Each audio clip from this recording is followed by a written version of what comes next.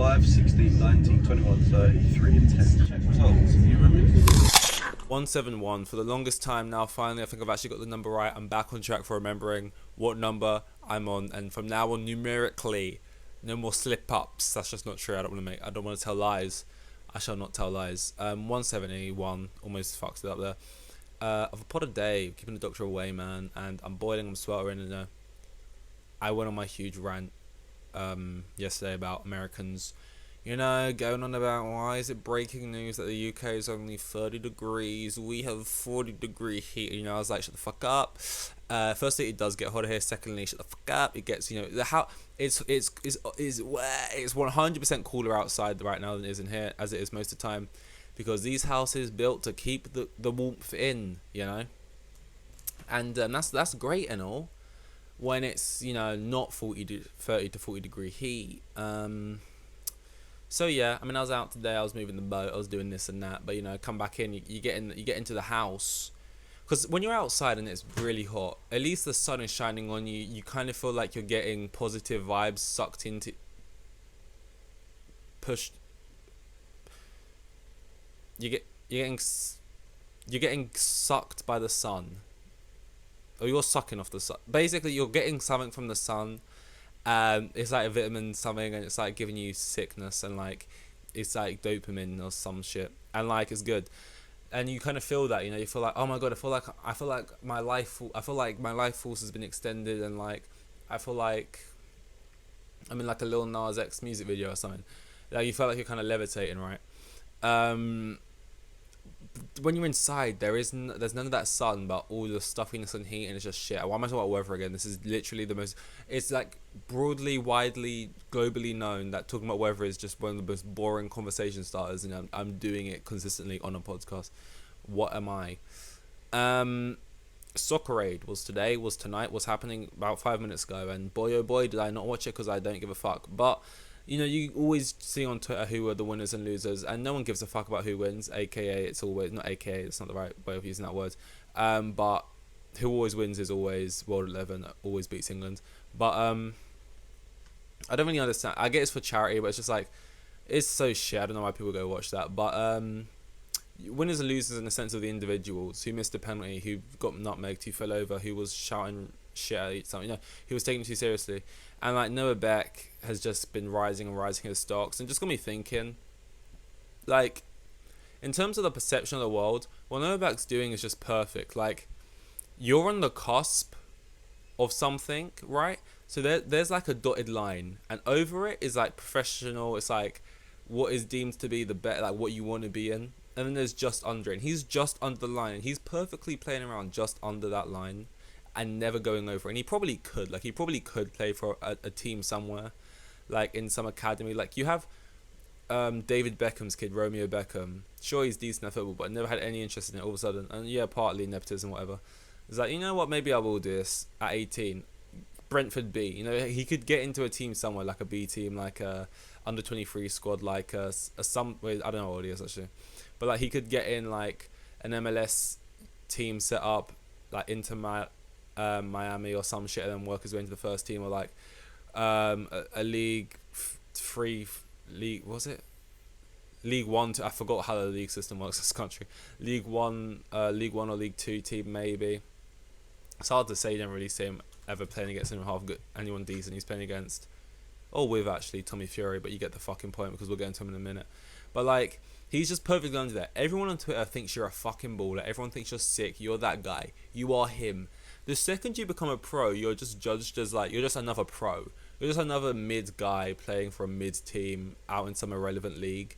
But like, where you are now, you are the peak of influencer, YouTuber, ex-pro footballers, and you look like a god amongst men. Stay that way. Like, it's just perfect. Like, why trade that into, yeah, sure, be a footballer? Like, I always was like, I was never good enough to even come close to even being able to touch the kit, let alone even wash boots of a professional team, semi-professional team, any team. But what I'm trying to say is, like, I always looked at football and thought, if I knew within myself I would never be the best, or not be the best, but play at the highest level, I would never want to do it.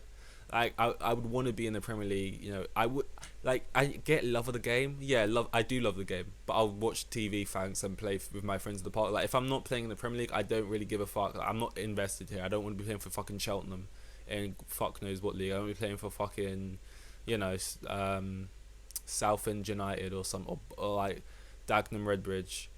Um, like if I got to a point I was saying, well, I'm just trying. I'm gonna do something else. And I get there's some people who like they 29 Jamie Vardy whatever and then they break through, but it's like if I just knew it wasn't happening because those are very rare. It's like I want it to be that, or I don't really. Or I'm not. You know what I mean? That's kind of the point. So like Noah Beck, if it's like if he ain't gonna be playing Champions League final, what's he gonna get out of joining like uh who would it be? He's like a Grimsby Town. Sure, okay, you're getting less money and no one gives a fuck about you, and you just look shite. Um, the only team, again, that it would make sense that you could possibly make sense in him joining would be Wrexham, because it's the Hollywood, it's the owned by Ryan Reynolds. The reason Ben Foster's there, if he's actually good enough and he gets a couple goals, it's great. It seems like the kind of place where you can play and they give you a lot of freedom to still do other shit. You're in like North Wales, wherever it is, so it's like not ideal. But you know, it'd be Wrexham. Before Wrexham, you'd say it'd be someone like hashtag United who are even lower down. He'd really cut it up there. But outside that, there literally is no one else where it would like make sense. Because like even if it says like all of a sudden, like Noah Beck has just signed for, you know, Charlotte FC or whatever it's called, like fucking Chicago Fire or Inter. It's like, yeah, well, that's cool for the day we see it, and then no one cares. But like Wrexham's the only one where maybe like, especially with Ben Foster and the GoPros and stuff, then yeah, that could make sense. But like apart from that, I think he's doing everything right now. We got to move on to Tommy Fury, who, oh my god, Tommy fumbles. He's fumbling around that pitch. He's dog shit. He just has that build. You kind of just know. These kind of big guys, like really fucking stocky. But then they wear them shorts and they wear like trainer socks, and them like little legs get spindlier and spindlier the further down they go into them trainers. They're just not gonna be. They're too top heavy, you know. It's just like it's not gonna work. And like football, it's a lot. The coordinate. It's like if you have no interest in football and you don't play it, it's hard to just play it and not look shite. Because like Tommy Fury, you can tell he's going to be god awful just by the way he even approaches the football before he even kicks it. Like you don't have to see him kick it or do anything with the ball, just by like that. There's just a certain walk or run up or way or like hunch or like stance or like whatever it is towards the football where you can just tell, oh, you just have zero, you just don't play this ever type thing.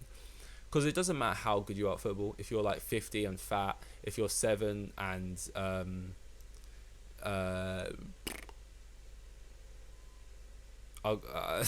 don't know, 7 and fat as well, or just, you know, if you're shit or good at football, like even the shittest person at football, right, in your that you knew growing up, if they played it consistently, they still looked of a at least minimum level that makes them look worlds above someone who just doesn't play at all and then approaches it for the first time, because it's just like your body gets less, it feels less unorthodox or less weird, less alien to you, like kicking a football, or whatever. You have that weird two left feet thing going on. And yeah, Tommy Fury just like stiff as fuck, man. Stiff as fuck. Stick to boxing, but then again, should he? Because he's going to get knocked out pretty soon in his career. I don't see him making it that far up. So stick to smouldering on camera, whatever it is he does. Love Island's also been going on the timeline, and I just couldn't give less of a fuck. I just wish I didn't even have to see the words. Like there was once upon a time when, yeah, I guess it was like a guilty pleasure thing. It was kind of fun. It was kind of cool. And it's just like now we're just parading around a dead corpse. It's like, let the thing die, man. Let's just move on. Why are we still pretending this is fun? Like just forced. It's such forced fun, man. It is the most forced fun, guys. Love Island time again. It's just like fuck off. Like why are we trying to recreate magic?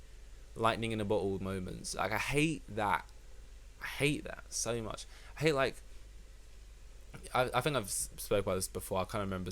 I'm reminding myself now of these analogies, but like trying to retell jokes. Like yeah, it was funny the first time, or you really reinvented it the second time. Oh, third time, wow, I didn't think it made me laugh for a third time in a row, but damn, you really got a good zinger in there.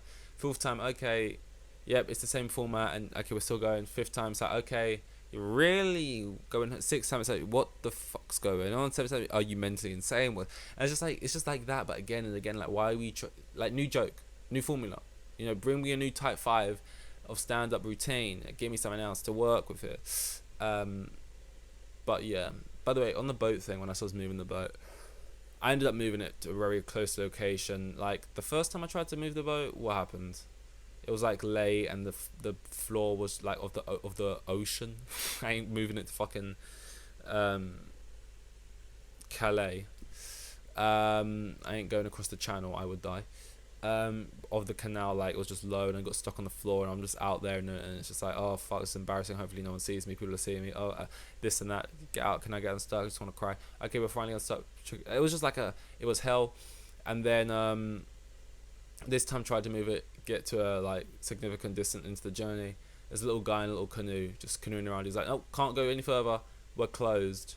Sorry, what do you mean closed? And I get this happens on roads all the time. This is not really a thing you'd have to deal with. Like, this is the thing, right?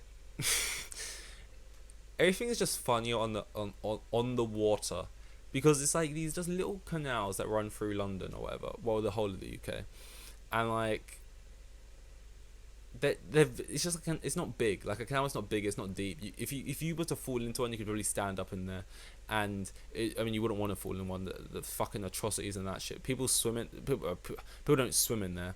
People don't mind getting that water on them, and I'm just like, you're fucking crazy. People like always canoeing in there and shit, which is like, sure, I guess no water's clean really, but like, there's the types of shit that's in there. People, and I mean probably shit. Oh, there's the dog. I love your timing. That was sarcasm. My dog doesn't understand sarcasm. I'd be afraid if she did. But yeah, like, it's not like, don't if you don't know what a canal is, I'm sure everyone does. I hate to be that sort of guy who's like, if mansplaining, whatever. But it's not an intimidate. It's just like, so they said you can't go here because there was like a crime incident or whatever. Like, I don't know, some like chucking drugs in there, like, to get rid of something, or like a body was chucked in it. I don't know. But it's just like little guys just with high-vis jackets on, literally canoeing around in the water. You've got little police people like with all strapped up, but they're on like little tiny boats, just like canoeing around. It's just funny. It's like a little.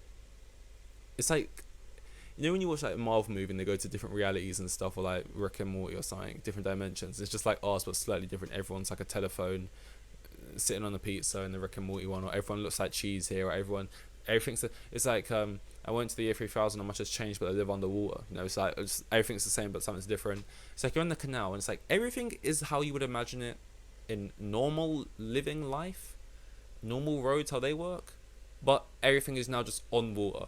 Disney on ice. It's everything, but just now it's on ice, so it's 10 times more fun. So it's just like, oh, it's police, they're coming around, but like there's people having car chases, but they're just being chased by someone like in a little fucking canoe, but they've still got the PC Plumhound and shit. It's like, so you take everything less seriously when you see someone paddling around in a canoe, basically. Anyway, it's gonna be a short one today. I've got my dog, man. I can't. That's my dog. That's my DAGG, and she's got that dog in there, and I can't just leave her out there. These are dog puns. Are they even puns? Or are they just cringy things I'm saying? This is 171, guys. Hopefully everyone's had a great day, a great hot, humid day. Not everyone lives in the same country. Maybe your day was freezing. See you guys tomorrow, because I do these every day on 172. Here with the kids, and I had like 3 kids, and the geezer was probably on like maximum 20 bags a year. Like the most boring bloke you'll ever meet. He was like a hero.